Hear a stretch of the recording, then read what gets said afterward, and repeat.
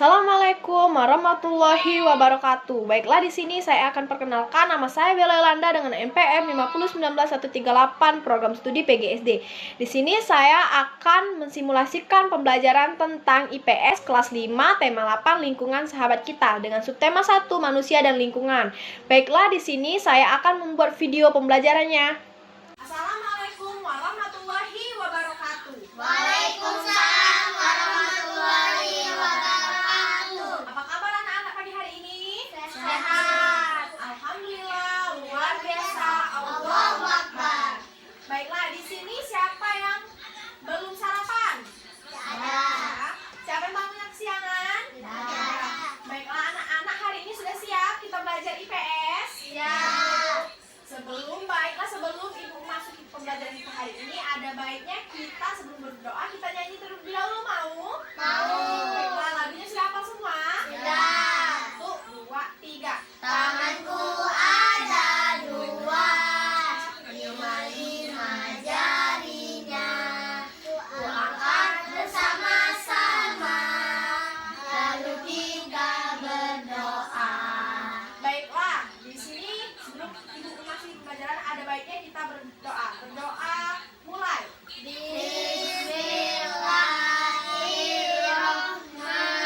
Bismillahirrahmanirrahim. Alhamdulillahirabbil alamin. Arrahmanirrahim. Maliki yaumiddin. Iyyaka na'budu wa iyyaka nasta'in. Ihdinas siratal mustaqim. Siratal ladzina an'amta 'alaihim ghairil maghdubi 'alaihim waladdallin. Amin. Baiklah, kita tadi sudah berdoa kan? Sebelum ibu memasuki lagi pembelajaran ini, ada baiknya ibu absen kalian terlebih dahulu ya. Abi, Nadia, Cherry, Wahyu, Cika. Ada yang tidak masuk hari ini? Siapa? Dua berarti ya. Nah, semoga mereka lekas sembuh dan bisa ikut kita belajar bersama. Di sini ibu ingin mengajar anak-anak tentang pelajaran. Ada yang tahu hari ini pelajaran apa? IPS. IPS, Cherry. Makanya mapelnya dibuka ya, Nak. Kelas 5. Diam. Kelas 5. Diam. Nah, baiklah. Di sini ada yang sudah tahu apa yang dimaksud kerjaan yang menghasilkan barang dan jasa? Apa? Jasa apa, Nak? Jasa seperti guru, Nah, terus? dokter, Tuh ya, masih banyak lain lagi ya. Kalau Cherry? Barang? Apa barang? berbaju, Nah, terus ada lagi? Sepatu, masih banyak lagi ya. Nah, baiklah, di sini ibu akan menjelaskan. Pekerjaan yang menghasilkan jasa adalah pekerjaan yang dimana dihasilkan pekerjaan bisa dinikmati dan dirasakan oleh orang lain. Dan pada pekerjaan yang menghasilkan jasa, ini tidak menghasilkan barang. Contoh dari pekerjaan yang menghasilkan jasa ini seperti guru, dokter, tukang potong rambut, polisi, dan masih banyak lagi. Nah, di sini ibu akan jelaskan juga tentang peran ekonomi dalam upaya mensejahterakan masyarakat di bidang sosial. Berapa peran ekonomi disejahterakan masyarakat? Ada yang tahu? Apa saja? gotong royong, Memberikan lapangan pekerjaan dan mengurangi pengangguran. Yang kedua, mempermudah masyarakat membeli kebutuhan pokok dan harga terjangkau. Kehidupan masyarakat di bidang sosial dan budaya untuk memperkuat kesatuan dan persatuan bangsa Indonesia. Jadi di sini anak-anak pernah dengar tidak semboyan Bhinneka Tunggal Ika, pembersatuan Indonesia yang berbeda-beda tetap satu kedaulatan bangsa. Terus ada yang bisa kasih contoh tidak? Sikap pemperkokohan persatuan dan kesatuan bangsa dapat dilakukan dengan apa saja? Ada yang tahu? saya bu, Apa? saling menghormati Perbedaan. Terus? saling menghargai, Ya, terus? tinggi demokrasi, Terus? Menanamkan gotong royong. Terus? bersosialisasi dengan siapa saja Oh. tanpa membeda-bedakan orang, Ya. menerima keadaan fisik setiap orang tanpa adanya diskriminasi. Ya, ada lagi? sudah, baiklah, benar semua. Dan ada juga menanamkan sifat tolong menolong. Terus ada lagi otonomi daerah, menanamkan sifat kekeluargaan, dan musyawarah dalam pengambilan keputusan. Nah, di sini jenis-jenis usaha perseorangan dan kelompok di lingkungan sekitar, ada yang tahu jenis-jenis usaha apa saja yang ada di sekitar kita? Pertambangan, petani, usaha kecil, Terus pertanian, industri. industri. Di sini Ibu akan jelasin ya, usaha perseorangan dan usaha kelompok didirikan biasanya skala kecil. 1. Usaha jasa. Banyak usaha jasa yang dikelola secara perorang. Contoh usaha menyewakan jasa angkut, membuka bengkel dan lain sebagainya. Usaha perdagangan ada yang tahu? Belum. Pengertian usaha perdagangan, biasanya usaha perdagangan dikerjakan secara perorangan. Biasanya skala kecil dan sedang. Contoh usaha perdagangan adalah membuka warung sembako dan kelontongan. Dan ada yang tahu usaha pertanian? Belum? Usaha pertanian, biasanya usaha pertanian dikelola secara perorangan.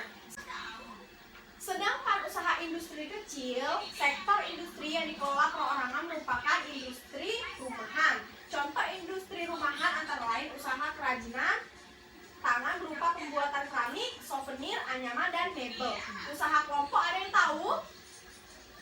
Belum. Usaha kelompok adalah usaha yang dikelola oleh 2 orang atau lebih. Biasanya usaha kelompok ini berskala besar, seperti firma. Firma biasanya didirikan oleh 2 orang yang biasanya saling mengenal, baik satu sama lain ataupun sahabat. Setiap anggota firma memiliki kebijakan dan tanggung jawab atas nama firma. Anggota usaha berbentuk firma biasanya bergerak di bidang layanan konsultasi hukum dan keuangan. Ada yang tahu lagi persekutur komoditor?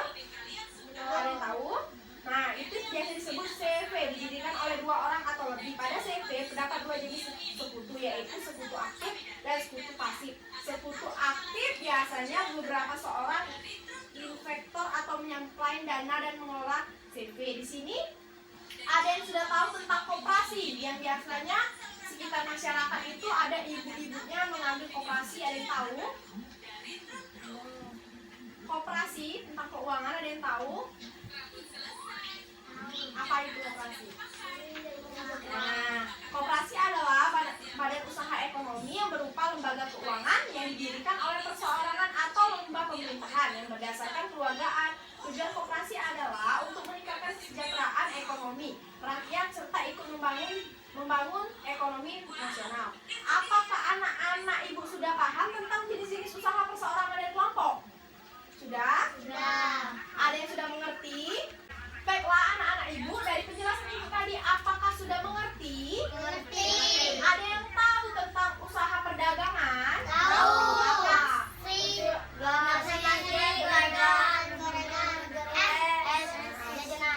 Perdagangan sembako, warung, makanan, ya. Sudah mengerti kan? Nah, di sini apakah anak-anak ibu ada yang belum mengerti apa yang ibu jelaskan tadi? Sudah? Ya sudah, kalau sudah jelas di sini apakah anak-anak ibu ada yang ingin bertanya? Apa? Apa perbedaan pasar tradisional dengan pasar modern? Nah, baik, pertanyaan yang pinter. Ya, di sini ibu akan jelaskan apa perbedaan pasar tradisional dan pasar modern. Baiklah, pasar tradisional memiliki arti kegiatan penjual dan pembeli, melakukan jual beli dengan tawar menawar. Biasanya kegiatan ini dilakukan di pasar, dan penjual melakukan tawar menawar dengan harga yang ia jual supaya laku dijual menarik dan perhatian pembeli. Sedangkan begitu juga dengan pasar modern yang memiliki arti kegiatan pembelian dan penjualan yang melakukan jual beli, tapi tidak tawar menawar. Dalam hal ini contohnya di Ramayana, Carrefour, JM, Lipo, Indomaret, Alfamart. Nah, di situ sang penjual tidak perlu menawar apa-apa. Penjual hanya membiarkan pembeli membeli sendiri barang sendiri tanpa harus membantu sang penjual, dan harga sudah tertara di tadi tersebut. Bisa paham, Nak? Bisa tahu perbedaan tentang pasar tradisional dan pasar modern? Tahu. Pasar tradisional itu apa tadi? Pasar yang kita bisa tawar menawar. Sedangkan pasar modern Tidak bisa tidak bisa tawar menawar. Nah, ada yang ingin perbedaan barang dan jasa? Nah, tadi yang tentang Ibu jelaskan tadi tentang perbedaan barang dan jasa itu apa saja? Tadi masih ingat apa saja? Sika. Nah, Ibu jelaskan lagi. Apa perbedaan barang dan jasa? Barang adalah suatu yang dilihat dan juga disentuh. Contohnya buku, HP, laptop, dan lain-lain. Kalau jasa adalah suatu diberikan contoh yang hanya dapat kita rasakan, hasilnya tidak dapat kita lihat atau kita sentuh. Contohnya jasa guru, dokter, dan polisi tadi. Sudah paham? Apa? Jasa itu apa? Jasa tapi tidak bisa disentuh, tidak bisa dilihat. Itu apa tadi? Guru, seperti ibu, polisi, dokter. Sedangkan barang dirasakan, bisa disentuh. nah, kita seperti kita membuat sepatu, orang lain membuat baju. Jadi kita tuh bisa memakai, merasakan dan menyentuh. Bisa ngerti? Bisa. Nah, di sini ibu memiliki bahan ajar. Di sini ibu memiliki bahan ajar. Apakah anak-anak sudah tahu di papan pintar ini ada apa saja? Tahu. Ada apa aja di sini? Tukang ojek, jualan, pasar. Di sini ada tukang ojek, pasar tradisional, pasar modern, terus nelayan, ada lagi guru dan pertambangan. Nah, baiklah, di sini ibu ingin menanyakan kepada anak-anak ibu, ada yang sudah tahu? Ya, dari ini aja, ojek ini. Anak-anak pasti sudah tahu kan, naik ojek pernah kan? Nah, ojek ini termasuk jasa atau barang? Jasa. Pinter. Kalau seandainya nelayan, ini jasa atau barang? Barang. Terus kalau pasar tradisional ini, kalian termasuk jasa atau barang? Barang. Nah, di sini ibu akan menjelaskan tentang kelas 5. Diam. Kelas 5. Diam. Jadi bisa ibu lanjutin lagi? Bisa. Nah, di sini kan ada contoh di papan pintar ini seorang nelayan. Kamu tahu nelayan kan? Tahu? Apa itu nelayan? Seorang orang yang mendirikan di laut. Nah, sudah benar, mereka adalah orang-orang yang bekerja dengan cara mencari atau menangkap ikan di laut. Produk yang mereka hasilkan tentu berupa tangkapan ikan. Ikan laut selama ini dikonsumsi merupakan hasil tangkapan para nelayan. Tanpa adanya nelayan, kita akan kesulitan untuk mendapatkan ikan Laut. Ikan di laut. Jenis barang yang mereka hasilkan utamanya adalah ikan. Tapi ada juga hewan laut lain seperti lobster, cumi, udang, kepiting, dan masih banyak lagi. Nah, kalau guru, ada yang sudah tahu guru itu jasa atau barang? Jasa. Nah, jasa. Di sini kamu sudah tahu kan guru? Kamu pasti pernah mendengar ungkapan bahwa guru adalah pahlawan tanpa tanda jasa. Karena memang pekerjaan seorang guru adalah menghasilkan jasa, bukan barang. Karena seorang guru menghasilkan jasa, bukan barang. Karena orang seperti ibu yang menghasilkan jasa itu biar untuk anak-anak belajar, memberikan ilmu untuk masa depan kalian. Apa yang kalian tidak tahu, nanti bisa ibu memberikan. Itu yang dinamakan jasa. Nah, sudah tahu kalau tukang ojek ini apa? Kalian sudah pasti pernah naik tukang ojek kan? Tukang ojek apa? Jasa. Baiklah, tukang ojek, siapa yang pernah naik ojek di sini? Pasti semua kan? Pasti sudah pernah semua. Mungkin sebagian kita ada yang pernah dan tidak pernah ya. Jasa ojek ini sangat dibutuhkan, apalagi di kota-kota besar yang mudah sekali macet. Kini layanan ojek sudah semakin modern dengan adanya ojek online atau ojol. Tukang ojol memberikan jasa kepada penumpangnya, yaitu berupa pengantaran hingga ke lokasi tertentu. Nah, di sini ada juga pasar Tradisional dan modern. sudah tahu belum kelebihan pasar tradisional dan modern ini? Kelebihannya bisa menawar. Kalau yang itu kelebihannya tempatnya lebih bagus. Ya. Nah, sini ibu akan jelaskan kelebihan pasar modern. Kelebihan pasar modern menjual produk berkualitas, kondisi pasar bersih dan nyaman. Dan terus membuka lapangan pekerjaan. Di pasar modern ini membuka lapangan pekerjaan, tempatnya nyaman, bersih. Kita tapi tidak bisa tawar menawar karena di sana sudah dikasih label harga pembeli dan penjualan. Adapun ciri-ciri pasar modern adalah sebagai berikut. Ada yang tahu ciri-ciri pasar modern? Tahu. Apa? Lipo, Indomaret. Nah, itu tidak terjadi aktivitas tawar-menawar harga barang, dan harga siap barang sudah tertentu pada masing-masing barang dan biasanya terdiri berkode barcode. Tahu? Nah, jenis barang yang dijual di pasar ini sangat beragam dan memiliki kualitas yang baik. Umumnya pasar ini berada pada suatu bangunan di mana pelayanan dilakukan sendiri atau swalayan tadi, seperti Indomaret, Alfamart.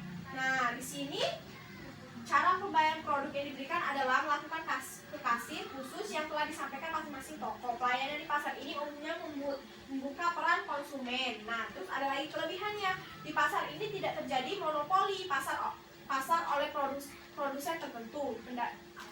Pendapatan para penjual cenderung merata tergantung cara pengorganisasian para pembeli. Jadi, sedangkan kekurangannya di sini, pertumbuhan ekonomi di pasar ini termasuk cukup lemah. Tidak ada inovasi di pasar sehingga kualitas produk dan layanan cenderung tidak berkembang. Dan jenis pasar ini sangat kait dengan budaya setempat hingga sulit untuk berubah. Produk yang dijual terbatas karena bergantung pada hasil pelayanan alam, misalnya sayur, ternak, dan bahan-bahan lainnya. Nah, sedangkan nilai atau harga suatu barang pada pasar ini lakukan pada proses tawar-menawar dan tidak standar harganya. Nah, di sini kalau anak-anak ibu ke pasar, apakah di pasar tradisional ini nyaman tidak kira-kira pasar tradisional ini? Karena sempit, berjubel-jubel, becek. Tapi kelebihan di pasar tradisional ini kita bisa tawar-menawar. Nah, di sini ada satu lagi, penambang. Apakah anak-anak ibu sudah tahu penambang ini penghasil jasa atau barang? Penambang merupakan pekerjaan yang cukup berat dan beresiko. Mereka menambang atau mengambil sejenis-jenis produk pertambangan dari dalam bumi. Barang-barang yang bisa dihasilkan oleh penambang diantara lain batu bara, minyak bumi, pasir, emas, dan lain-lain. Nah, di sini ibu ingin bertanya, apakah anak ibu sudah jelas? Jelas. Bisa? Nah, di sini sebelum ibu menjelaskan ini tadi kan ibu sudah menanya tentang barang dan jasa, kan? Jadi anak-anak ibu bisa kan membedakan mana barang, mana jasa. Selain dokter, guru, bidan, polisi tadi, ada yang tahu lagi? Jasa itu apa? Ada yang tahu? Penghasil jasa selain guru apa? Itu tadi polisi. Terus ada yang tahu lagi penghasil barang tadi apa saja? Pembuatan apa saja? Perdagangan. Membuat sepatu. Terus makanan. Baiklah. Apakah anak ibu ada yang ingin ditanyakan lagi? Tidak. Sudah paham? Baiklah, alhamdulillah kalau anak ibu sudah paham. Semoga pembelajaran hari ini bermanfaat untuk anak ibu ke depannya. Semoga anak ibu menjadi orang yang sukses dan berguna bagi nusa dan bangsa. Sebelum ibu tutup pembelajarannya hari ini, kelas 5 Diam. Kelas 5 Diam. Kayak gitu dong, harus diam. Karena pembelajaran hari ini kan sudah cukup lama berjalannya waktu. Kalian sudah tahu apa saja yang pembedaan barang, jasa, terus pekerjaan kelompok, terus perorangan. Sudah tahu kan? Nanti kalau ditanya ibunya apa pekerjaan barang dan jasa, sudah tahu. Kalian sudah tahu, bisa menjelaskan. Nah, sebelum ibu tutup pembelajaran hari ini, baiknya dengan anak-anak terbiasa disiplin, nggak boleh berkelahi, nggak boleh ribut. Hargain seorang guru yang memberikan jasa kepada anak-anaknya. ya, yang dengan terbiasa disiplin mulai hal-hal kecil sejak dini, kamu akan memiliki pribadi yang penuh semangat dan bisa mencapai apa saja yang telah kamu capaikan.